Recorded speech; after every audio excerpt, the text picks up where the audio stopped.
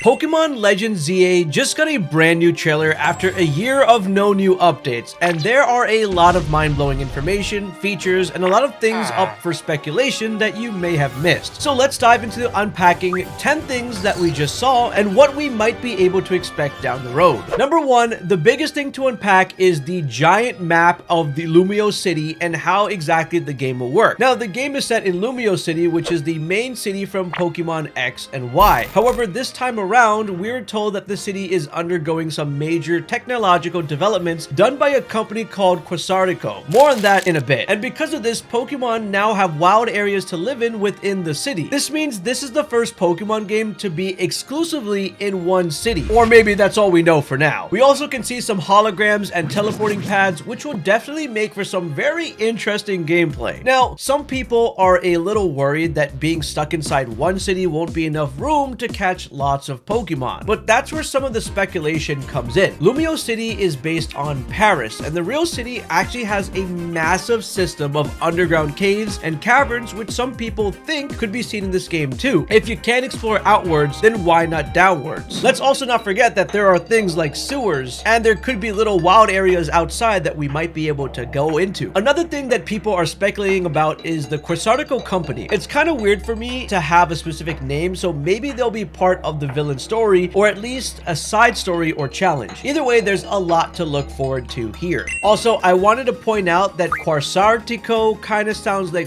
Rayquaza. Maybe I might be pushing it here. Let me know. Number 2, another big thing that everyone is talking about are the brand new set of starters, which are Tepig, Totodile, and Chikorita. And as a Totodile fan myself, I couldn't be more excited, but let me know which starter you're looking forward to most in the comments. Now, some people are a little upset that there are 2 starters from Johto and not 3 starters from 3 different regions like Legends Arceus had. But don't worry, there still might be a little hope if you're looking for something different. In the trailer, we see a Chikorita in battle, and if you look closely, you can see that it has a fairy type move, which, as you might know, it doesn't normally learn. So what could this mean? It could mean that this Chikorita essentially could evolve into a fairy type regional variant, or maybe even mega evolutions for them, which might be confirmed, but more on that later in number 3. Now, I just want to throw out my other starter predictions, but I think that Totodile will eventually become a Feraligatr that is either a water dragon or a water fighting, while Tepig will eventually evolve later on into a fire steel type. That's just my predictions, putting it out there. Before we move on, I gotta tell you about Raycon, our sponsor. Raycon are my go-to earbuds that deliver premium sound at half the price of other brands. And right now, you can get 20% off Raycon's best-selling everyday earbuds by clicking the link in my description or heading to buyraycon.com/PhillyBeatsYou. These earbuds pack a 32-hour battery life, meaning I can go all day without worrying about charging. And if I do forget if I'm too busy gaming, no problem. Raycon's quick charge feature gives me 90 minutes of battery in just 10 minutes. I use them for everything: watching anime, playing games, walking my dog Travis. I can even tune out distractions with their active noise isolation so I can lock in. And they fit perfectly with optimized gel tips. No slipping, no discomfort. So why wait? Go to buyraycon.com/PhillyBeatsYou to get 20% off everyday earbuds. This deal won't last forever, so grab yours today. Now, in addition to meeting the starters, we also get to meet our new rivals, which are probably one of the biggest parts of this insane speculation that's happening. The biggest thing fans noticed was that the male rival looked a lot like Professor Sycamore. And since the story takes place in the future, it wouldn't be crazy if this was his son or some form of relative, as the Legend series likes doing things with relatives. Fans also said that female rival looks like she could be the daughter of Grace, who was the mom of the original main character in X and Y. It's pretty mind-blowing stuff here. And while this does make sense, others even think that she looks closer to Lyra from the Heart Gold and Soul Silver games, especially since the hair matches a bit better, and if you were already getting 2 Johto starters, seeing some more references to that exact region would make a lot more sense. Number 4, if you played Pokemon X and Y, you might recognize this tall guy named AZ,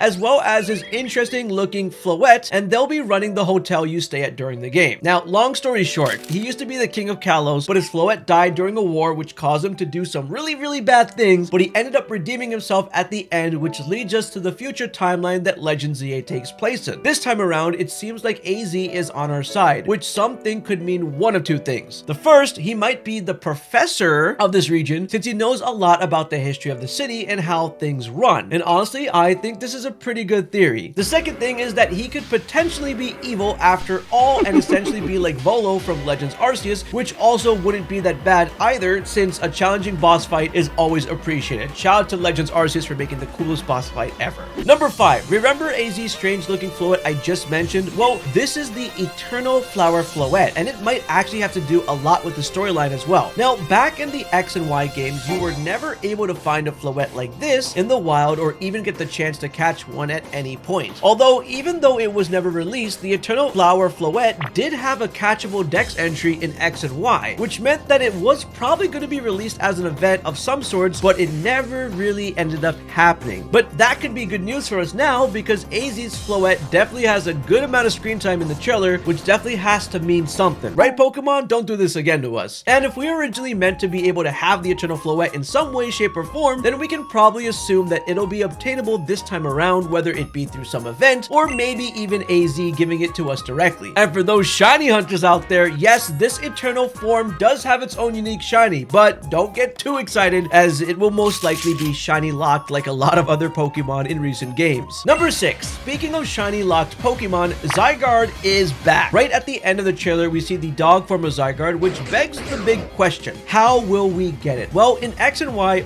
all you needed to do to get Zygarde was just beat the Elite Four and catch it. So for this game, we could have something similar where all you need to do is simply catch it after amount of story progression, but there's another way this could work. Throughout the trailer, you might have also noticed some Zygarde cells lying around. If you remember that in Legends Arceus, in order to get Spiritomb, you needed to find a certain amount of spirits across the map. Collecting Zygarde cells would be a perfect way for this kind of thing to be brought back, and would give players a little more incentive to explore this map. Number 7, now we certainly can't go any farther without talking about the brand new battling mechanic, which might upset some people, but actually it really excites me. Almost every Pokemon game has been turn-based, but from the looks of it, we seem to be getting a real-time player versus player battle with no turns, just running around, dodging, and timing your attacks. It's kind of similar to how the catching mechanic worked in Legends Arceus, but this takes it a step further so that the battling is also interactive. And honestly, I'm super excited to see how this works in game, because it'll also make it a bit more skill-based, since you'll need to know when to dodge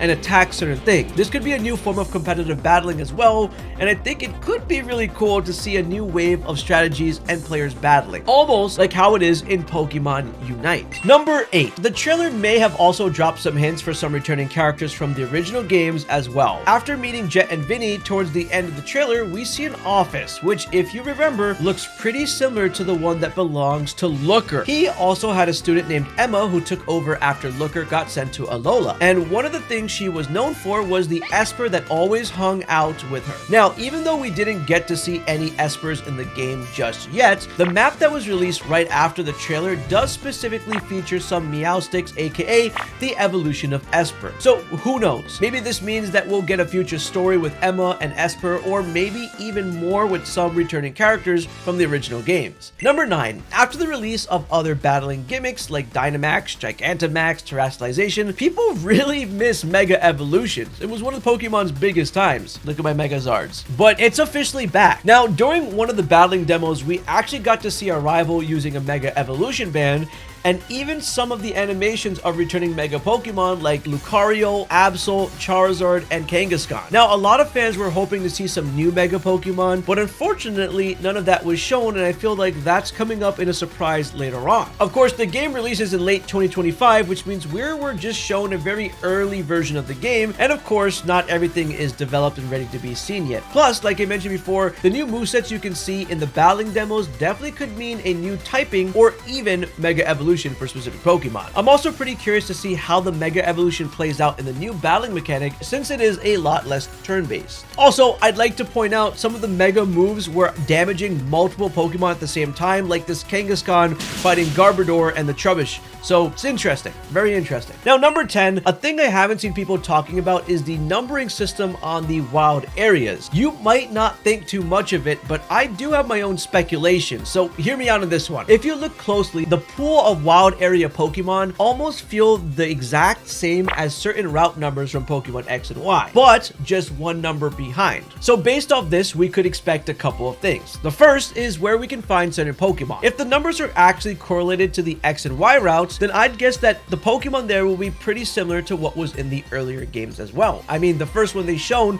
in the game had very similar Pokemon to the first route that you encounter in Pokemon X and Y. The other thing we could speculate off of this is what else could they be implementing from the past games locations. The Pokemon site says we're travelers visiting the city, so maybe we even see a potential set of DLCs where we travel to other major towns from X and Y. Hopefully we don't get a DLC update like the massive outbreak, but we get more locations to explore. So let me know what you think about these games and check out this video right over here.